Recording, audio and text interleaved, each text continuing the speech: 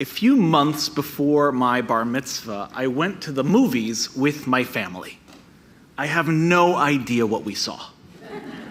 But I do still remember the trailer for the new Steven Spielberg movie that was about to come out.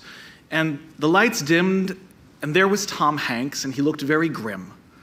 And he's being explained to by a general or some other military man that there are 4 brothers who have been drafted into the war, and 3 of them have died in combat, and that his mission and his detachment is to go to find this 4th brother, this Private Ryan, so that the next generation of the Ryan family will not be destroyed. And then, of course, the title card, Saving Private Ryan.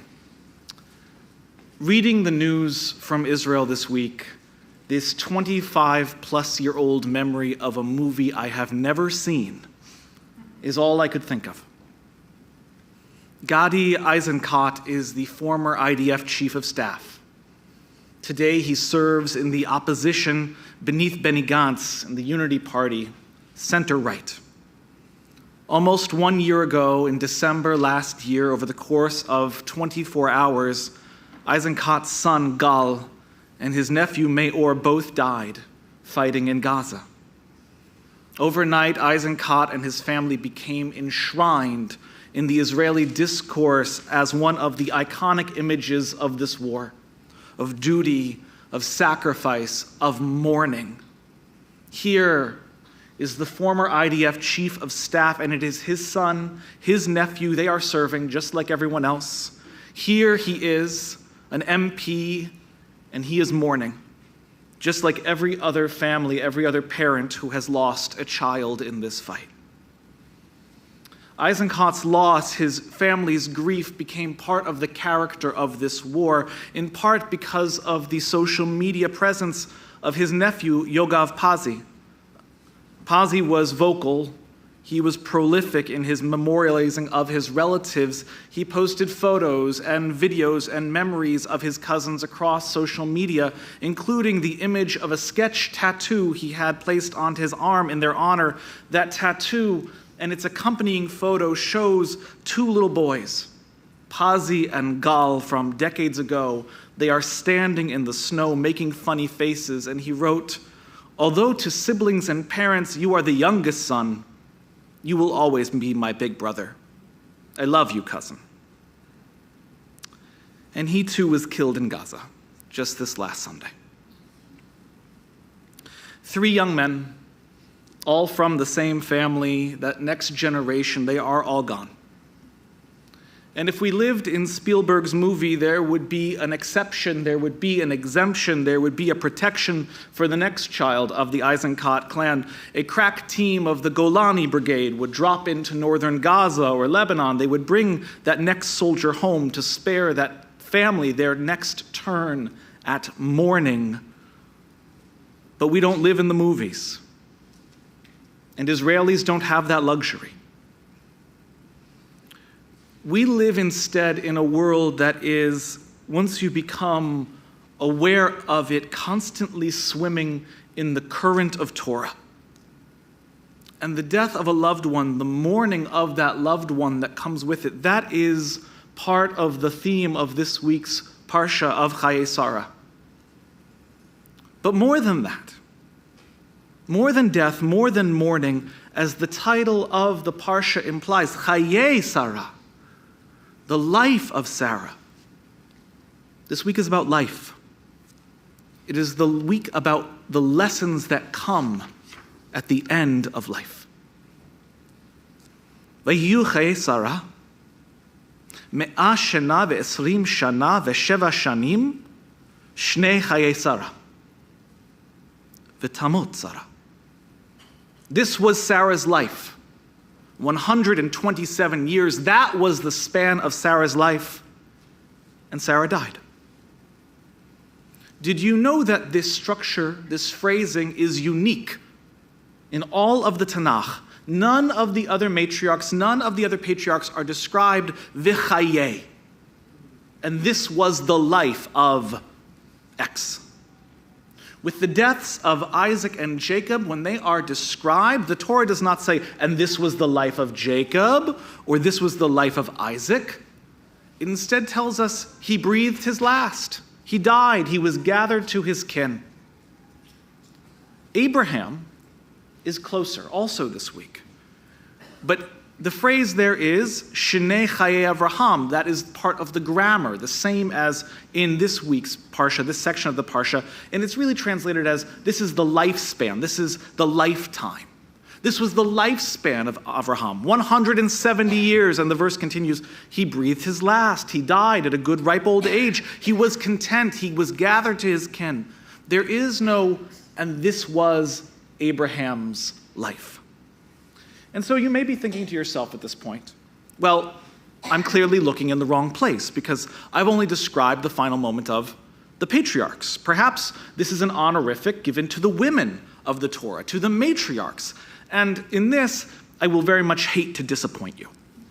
The Torah does not actually record the death of either Rebekah or Leah at all. There is a rabbinic teaching and interpretation that says in Genesis 35, when the Torah tells us that Rebekah's maid, Devorah, has died, that she was buried beneath a great oak tree. And then it tells us the name of that oak. It says, Alon Bachot, the oak of tears. And our rabbis teach that this is an allusion to the death of Rebekah instead, but there is no text. There is no textual comparison possible between Rebekah and Leah and Sarah. We do, of course, learn about the death of Rachel. She dies tragically along the road in childbirth, and regarding her, our Torah is exceptionally mournful, but the Hebrew is so stark and simple, v'tamot Rachel, and Rachel died. There is no recounting of her age, no numbering of her years of her life. And if you were to expand our search beyond the matriarchs and the patriarchs to the other great female leadership of the Torah, you would quickly find that it is this language, the Rachel language, which is mirrored, Vatamot Sham Miriam.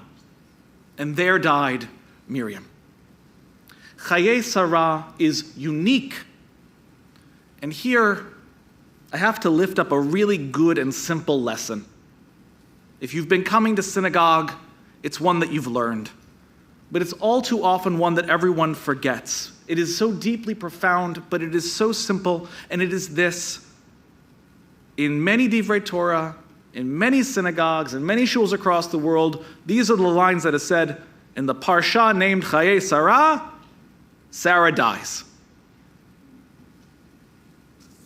We say it to the point that we forget to think about it. And instead of thinking about it deeply, we put up a barrier, we put up an if-then. We say, if the parsha is named Kaye Sarah, the life of Sarah, we should be talking about her life, not her death. But if we listen to ourselves for just a moment and said, in the parsha named Kaye Sarah, the life of Sarah, Sarah dies, we would actually very quickly remember and learn something we know to be fundamentally true about the human experience, that when a person dies, we actually learn a lot about their life. And the Torah is trying so hard to teach us that lesson. So what then do we learn by mourning the death, but more importantly, remembering the life of the first Jewish woman? Rabbi Akiva teaches that the reason the Torah teaches us the exact number of years in Sarah's life, 127, is for the benefit of all the later generations. He teaches that in that number, there is an opportunity for blessing because generations later, there will be another beautiful Jewish woman. And she, just like her ancestor Sarah, will be forced into the harem of a king. And her name is Esther. And it is because of her courage that her people are saved, and she receives that courage based on the zechut, the merit of Sarah. And how do we know that it is Esther's courage which comes directly from Sarah?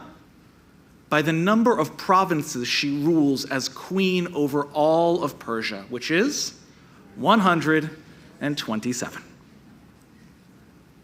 Rashi, meanwhile, teaches the phrase, "This was the span of Sarah's life," a seemingly unnecessary repetition in the line, because, quote, "all of her years were equally good," which is quite a statement. I struggled with it greatly. How could Rashi write that? Not just about Sarah, but about anybody. Hasn't he read Kohelet? I know he has. There's a time for weeping and a time for laughing, a time for dancing, a time for crying. How can every year be equally good? And so I kept reading. And I came to the Kedushat Levi. And the first thing that he says is, there is a difference between your years and your life. And I want to say that one more time. There is a difference between the number of years that you live and the life that you live. The shanim, the years of Sarah, are 127. But the reason why the Torah describes the life of Sarah, the reason it says Kaye Sarah, is because according to the Kedushat Levi, she gave life to all of her years.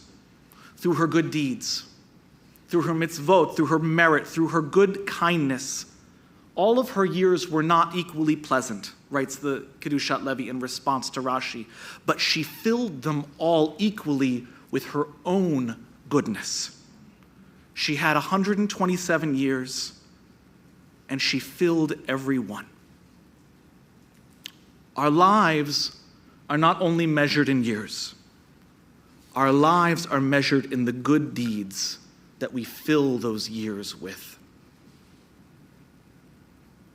Thank you, wrote Yogav Padzi, that young soldier who died fighting this week, to his fallen cousin. He said, "Thank you for all your help. Thank you for your advice and your encouragement, your guidance and your concern. Thank you for the childhood fights and the laughter and the love and the care and the giving. Thank you for the good which filled our lives."